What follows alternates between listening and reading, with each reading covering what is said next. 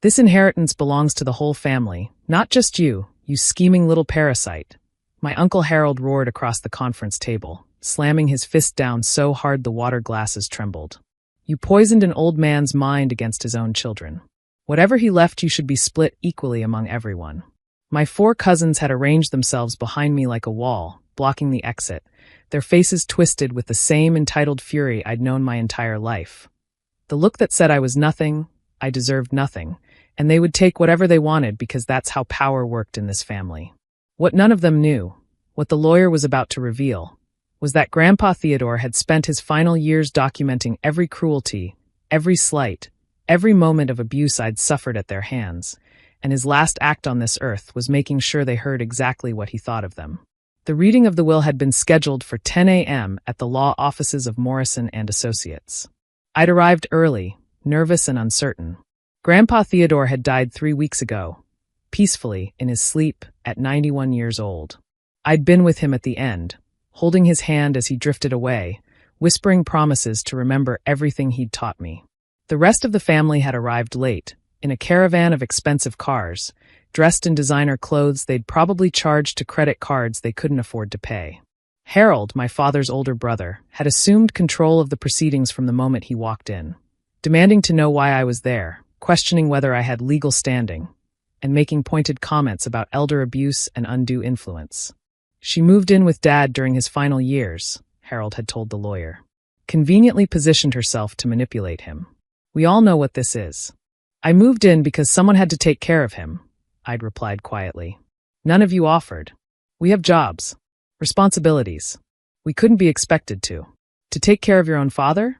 No, I suppose not. The lawyer, a patient man named Gerald Morrison who'd known Grandpa for decades, had waited for the arguing to stop before beginning the reading. Theodore Whitmore's last will and testament was finalized 18 months ago, he'd said. He was of sound mind, as verified by 2 independent physicians. The document is legally unassailable. Just read it, Harold had snapped. And so Gerald had read it. The estate was worth $4.7 million. The house, the investments, the business interests Grandpa had built over 70 years. And every penny of it went to me. That's when Harold had exploded. There must be some mistake, my cousin Vivian said, her voice shrill. Grandpa loved all of us equally. He wouldn't just. There's no mistake. Gerald adjusted his glasses calmly. Mr. Whitmore was very specific about his intentions. He also left instructions for exactly this scenario. What scenario? The scenario in which his family contested the will before understanding the full context. Gerald reached for a remote control on the table. He prepared a video statement to be played at the reading. He wanted you to hear his reasoning directly. Harold laughed, a bitter, angry sound. A video of a senile old man rambling about his favorite granddaughter? That won't hold up in court. The video was recorded with a licensed notary present, accompanied by sworn statements from his physicians regarding his mental capacity. It's as legally binding as any document. Gerald aimed the remote at a screen on the wall. Mr. Whitmore specifically requested that you all watch it together. I don't need to watch. Harold, Gerald's voice sharpened. Your father asked that you hear him out. The least you can do is listen. The room fell silent. Gerald pressed play. Grandpa Theodore appeared on screen, thinner than I remembered, but his eyes still sharp, still fierce. He was sitting in his study, the room where we'd spent countless hours talking, reading, simply being together. If you're watching this, he began, then I'm gone, and my family is probably fighting over what I left behind. That's why I made this recording, so there's no confusion about my intentions. He paused, gathering himself. I've left my entire estate to my granddaughter, Elena. I know this will upset the rest of you. I know you'll claim I was manipulated, confused, not in my right mind. So let me be perfectly clear about why I made this choice. He leaned forward, his gaze seeming to pierce through the screen. Harold, my eldest son, you haven't called me in 3 years. The last time we spoke, you asked for money to invest in a business venture that failed within 6 months. When I refused to give you more, you told me I was a selfish old man who should have died years ago. I wrote down your exact words. I remember them every day. Harold's face had gone pale. Your children, Marcus, Vivian, Derek, and Crystal, have been just as neglectful.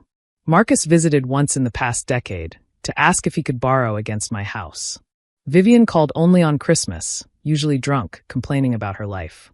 Derek never bothered at all. Crystal sent me to voicemail every time I tried to reach her. Grandpa's voice remained steady, but there was pain beneath the surface. Meanwhile, Elena moved into my home when I could no longer care for myself. She drove me to doctor's appointments. She cooked my meals. She sat with me through sleepless nights when the pain was too much. She gave up her job, her apartment, her social life, everything, to make sure I wasn't alone at the end. Tears were streaming down my face. I hadn't known he'd been paying such close attention. Some of you will claim Elena manipulated me, that she isolated me from my family. But let me be clear, I wasn't isolated. I was abandoned. By all of you. Elena didn't poison me against you. Your own actions did that. He pulled out a notebook, one I recognized, worn and dog-eared from years of use.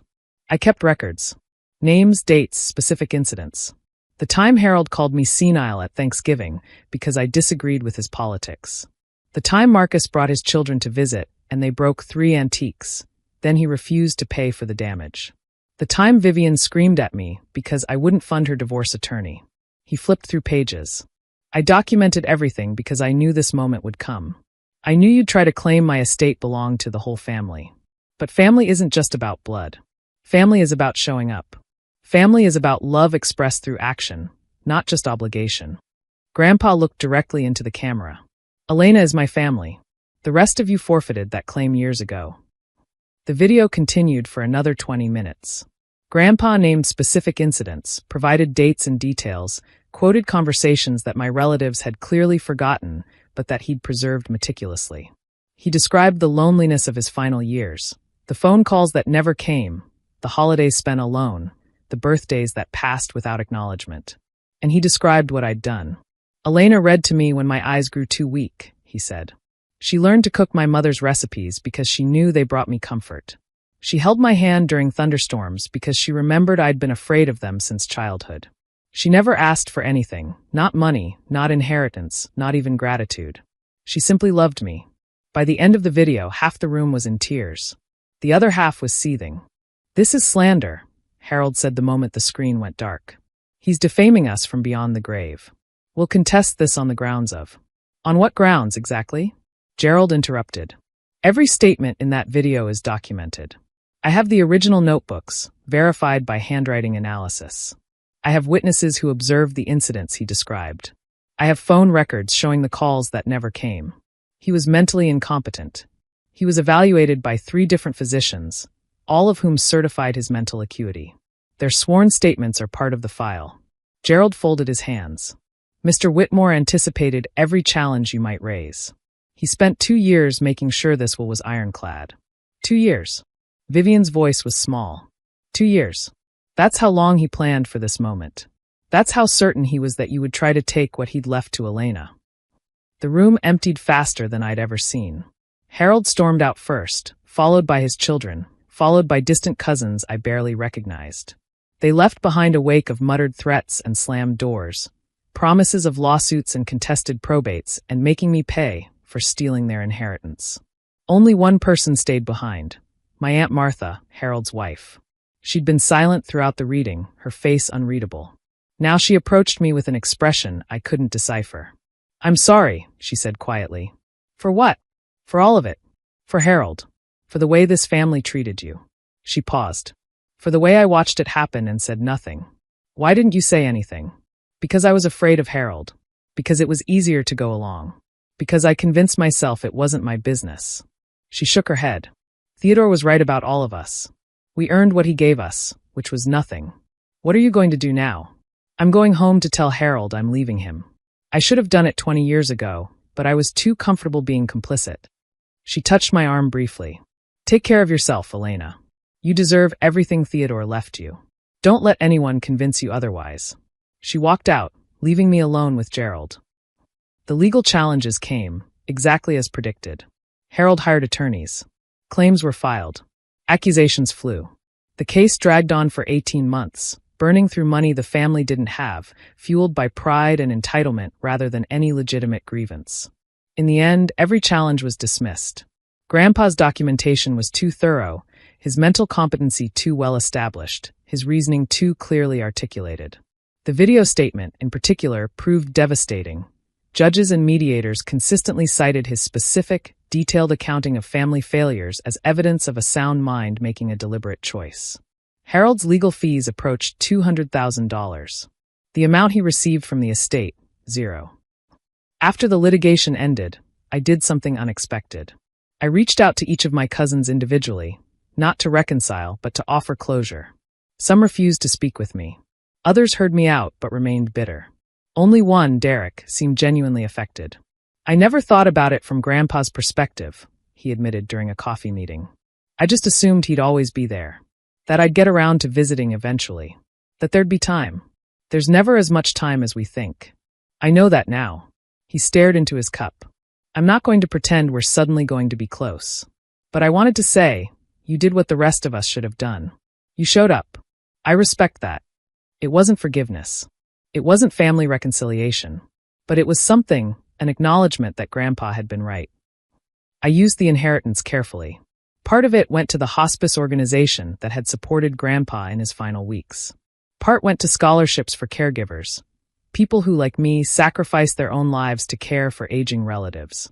Part went to preserving Grandpa's house, turning it into a community center for seniors who might otherwise be abandoned by their families. I called it the Theodore Whitmore Foundation. At the dedication ceremony, I read from one of his journals. Love is not an inheritance to be claimed. It's a garden to be tended. You cannot demand its fruits if you never planted the seeds.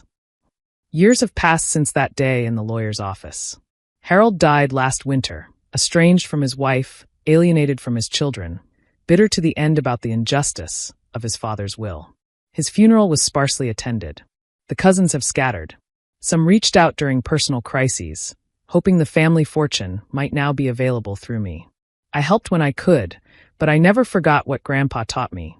Love is demonstrated through presence, not through occasional requests for assistance.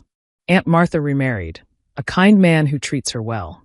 She volunteers at the foundation sometimes, telling visitors about Theodore's life. And I think about my grandfather every day.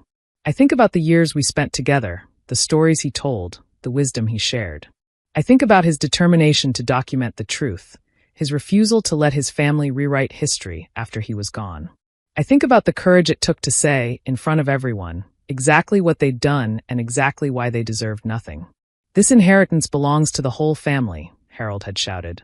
But Grandpa knew the truth. Inheritance isn't just about money.